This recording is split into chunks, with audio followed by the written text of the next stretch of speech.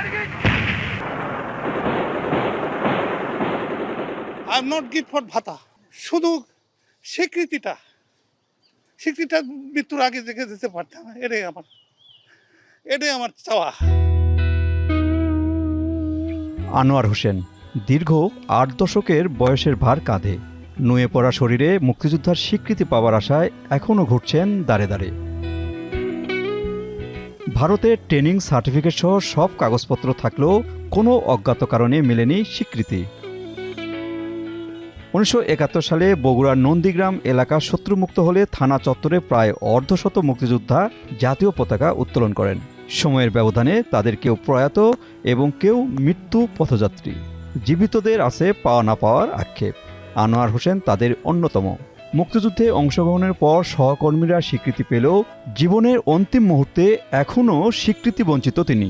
9 December থেকে 13 তারিখ পর্যন্ত একটানা প্রচণ্ড লড়াই হলো পাকিস্তান হানাদার বাহিনীর সামনে, ওদেরকে পরাস্ত করে পর আমরা এখানে 13 ডিসেম্বর হানাদার মুক্ত হয়। তারপর দেশ স্বাধীন পতাকা তোলার পর যার ছাত্র জীবনে ফিরে গেল, কেউ কৃষি জীবনে ফিরে গেল। যে যেমন লাইক করো তেমনই স্বাদের high five wafer. High five খাও, হাই ফাইভ দাও। 2023 সালে উচ্চ আদালত আনোয়ার হোসেনকে মুক্তিযোদ্ধা বলে রায় দেন। তবুও অজানা কারণে এখনও মুক্তিযোদ্ধা হিসেবে গ্যাজেটভুক্ত করা হয়নি তাকে। আমরা হাইকোর্টে রিট করলাম 2016 সালে, তার রায় হলো 2021 সালে। সুপ্রিম কোর্ট 2021 সালে ওনাদের আপিলটা খারিজ করে দিল। তারপরে 2023 সালে চূড়ান্তভাবে রায় দিল যে এদেরকে গেজেট করা হোক, এই ধরনের রায়ের মধ্যে আছে। স্থানীয় মুক্তিযোদ্ধারা জানান, ভারতে প্রশিক্ষণ নিয়ে সরাসরি মুক্তিযুদ্ধে অংশগ্রহণ করেন এবং 1971 সালে 13 ডিসেম্বর নন্দীগ্রাম থানা চত্বরে পতাকা উত্তোলনের সময় পর্যন্ত একসাথে ছিলেন। তাদেরও দাবি গ্যাজেটভুক্ত করে আনোয়ার হোসেনকে সম্মানিত করা হোক। হ্যাঁ, আমরা চাই যে উনি গেজেট যেহেতু মিস হয়ে গেছে, ওনার খালি উনি না, যদি এরকম কেউ আরও থাকে তাহলে গেজেট হোক। আমি চাই না যে গেজেট না হোক, এটা আমি চাই না। আমি চাই যে গেজেট হোক, গেজেট মৃত্যুর আগে যে সম্মানটা পাক, এটা সবচেয়ে আমি ভালো আর কি। পটু সাহেব ছিলেন, উনি সহ জাহাঙ্গীর ভাই, আমরা সবাই মিলে এই থানায় পতাকা তুলি এবং থানা মুক্ত দিবস ঘোষণা করা হয়। অনেকেই গেজেটভুক্ত হয়েছি, আবার অনেকেই হতে পারে নাই।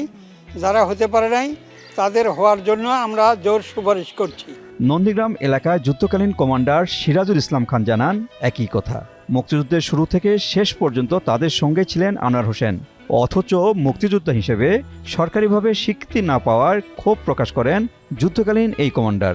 যুদ্ধকালীন সময় এখানে আমি যুদ্ধকালীন কমান্ডার ছিলাম, সর্বশেষে নন্দীগ্রাম থানার বিজগুল থানার কমান্ডার হিসেবে ছিলাম। আমি চাই জনাব আনোয়ার হোসেন চৌধুরী, উনি লিস্টেও আছেন, যেন ওনার প্রতি সরকার সহানুভূতি দৃষ্টি দেয় এবং তাকে গেজেটভুক্ত করেন। জীবনের পরন্ত বেলায় এই মানুষটির চাওয়া যত দ্রুত সম্ভব মুক্তিযোদ্ধা হিসাবে স্বীকৃতি দিয়ে তাকে সম্মানিত করা হোক। আর চাওয়ার কিছুই নাই, মৃত্যুর আগে একটা স্বীকৃতিটা যদি দেখে যেতে পারতাম। মাজিদুর রহমান, এখন বগুড়া।